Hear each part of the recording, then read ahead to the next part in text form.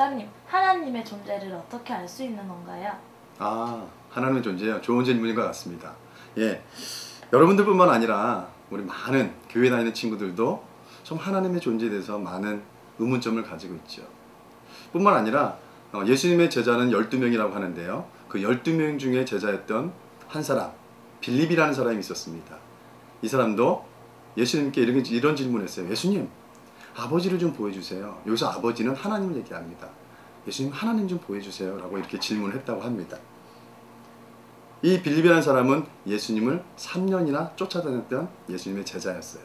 그리고 예수님의 많은 가르침을 배움을 받은 제자였죠. 그럼에도 불구하고 하나님을 보여달라고 했다는 것입니다. 이처럼 믿음이 연약한 이 제자가 이렇게 하나님을 보여달라고 의심을 했는데, 우리처럼 믿음이 연약한 우리도 하나님의 존재를 보여달라고 하는 것, 그리고 하나님의 존재에 대해 의심하는 것, 그건 당연한 것이 아닐까요? 사실 성경에 보면은 하나님을 볼 수 없는 존재라고 분명히 이야기하고 있습니다.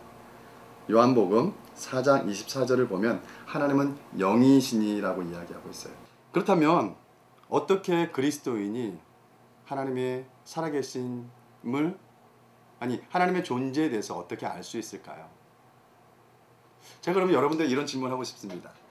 지금 우리가 있는 이 공간에 보이지 않지만 무엇이 있기 때문에 우리가 숨을 쉴 수 있죠? 네, 공기입니다. 공기는 볼 수가 없죠. 또 여러분들이 입고 있는 그 옷들, 또 제가 입고 있는 이 옷 안에 우리는 볼 수 없지만 뭐가 있다고 알지요?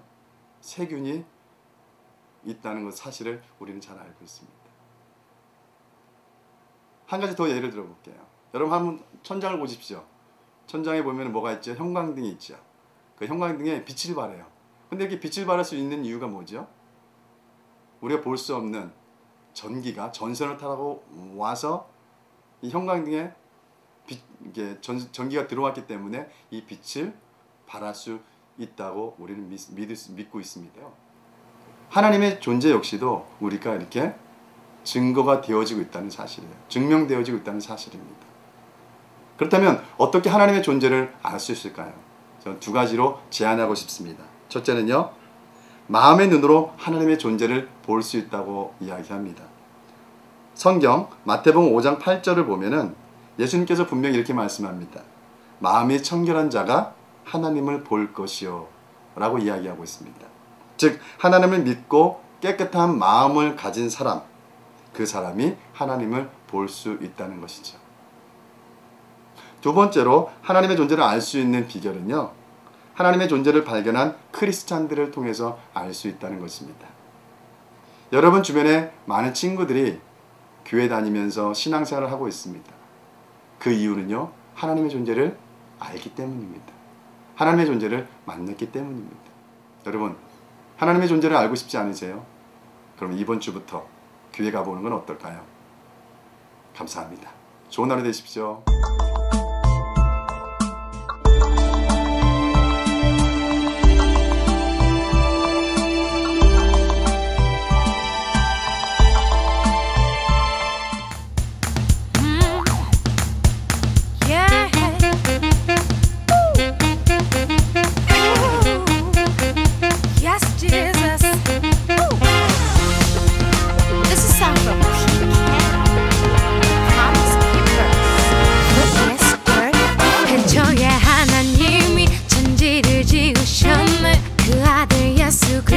사람을 사랑했네. 사람들 죄를 짓고 멸망의 길로 가니 그 죄를 대신하려 예수님 죽으셨네. 다시 사셨네. 다시 사셨네. 예수 다시 사셨네. 다시 사셨네. 다시 사셨네. 예수 다시 사셨네. 인간의 몸을 입고 세상에 오신 주님, 목수의 아들 되어 낮은 자로 오셨네. 병든 자의 친구로 세상의 빛이 되어 십자가에 못 박혀 우리를 구원했네. 다시 사셨네. 다시 사셨네. 예수 다시 사셨네. 다시 사셨네. 다시 사셨네.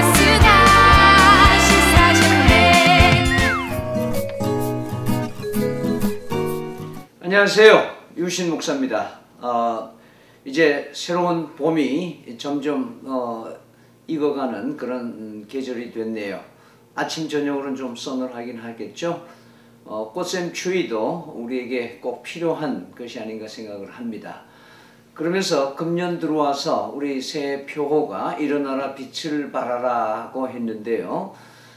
이 일어나라는 말과 또 빛을 발하라 하는 말에는 같이 숨겨져 있는 얘기가 있습니다. 일어나라는 것은 보다 더 내면적인 변화를 촉구하는 말씀일 수 있고요. 또 빛을 발하라는 것은 외면적 변화에 대한 말씀입니다. 사실은 빛을 발하는 것이 이렇게 어려운 것은 아니죠. 왜냐하면 내가 빛을 생산해내는 게 아니기 때문에 그렇습니다. 우리 1절 이사야서 60장 1절 말씀에 후반부에 보면은 이는 내 빛이 이르렀고 여호와의 영광이 내 위에 임하였습니다. 무슨 말이냐 하면 일어나는 사람에게 일어나게 해 주신 분께서 임재하셔 같이 함께 해 주신다. 빛으로 우리에게 와 계신다. 그래서 우리는 그 빛을 머금고 살기 때문에 숨겨질 수 없는, 어차피 노출되는 삶, 마치 누워있는 사람이 일어나면 많은 사람들에게 보여질 수밖에 없는 것처럼 우리는 예수님께서 너희는 세상의 빛이라 얘기하신 것처럼 우리는 숨겨질 수 없는 어두움의 세력에서부터 빛의 자녀로 우리 변화된 삶을 살아간다고 말씀하고 있습니다. 그래서 빛은 세 가지 성향으로 오늘 집약해 보면은 첫째는 빛은 조용합니다.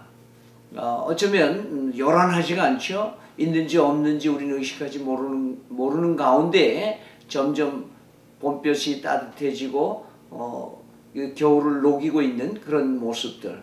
어쩌면 우리는 새롭게 인생을 시작하면서 다른 사람에게 영향을 주기는 하지만 요란하지 않은, 떠들지 않는, 조용하게 다른 사람에게 영향을 끼치는 그런 성향을 우리는 새롭게 가져야 될 것입니다. 두 번째는 우리의 그 빛의 성향 중에 하나가 투명한 것이죠. 다시 말해서 정직하게 사는 것입니다. 그러나 우리가 새롭게 일어나서 새로운 마음 가지고 노출된 삶을 사는 사람은 투명합니다. 다시 말해서 정직하게 살아서 불이익을 당한다 할지라도 그래도 정직하게 다시 일어나서 살아가는 용기가 필요하다는 것이죠. 정직은 실력입니다. 마지막으로 우리 빛의 성향 중에 하나는 따스함입니다. 따뜻한 인격을 가지고 이웃과 사람들에게 따스함을 주고 용기가 되어주고 힘이 되어주고, 그래서 예수 그리스도의 사랑을 머금고 사는 우리로서는 빛으로서의 사명이 우리는 따뜻한 인간미를 가지고 살아가야 될 것입니다. 새 학기를 시작하면서 여러분들 이제 안정된 면학 분위기를 향해서 가는데 이런 빛으로서의 삶, 다른 사람에게 따뜻하고 또 조용하게 영향력을 끼치고 그리고 정직한 삶을 살아드리는 우리 모든 동서인들이 다 되시기를 기원드립니다. 기도하겠습니다. 살아계신 하나님, 정직하고 따뜻한 마음을 가지고 조용한 영향력을 발휘하는 지도자들이 다 되도록 지혜와 명철과 그리고 건강의 복을 내려주시옵소서. 예수님 이름으로 기도드립니다. 아멘.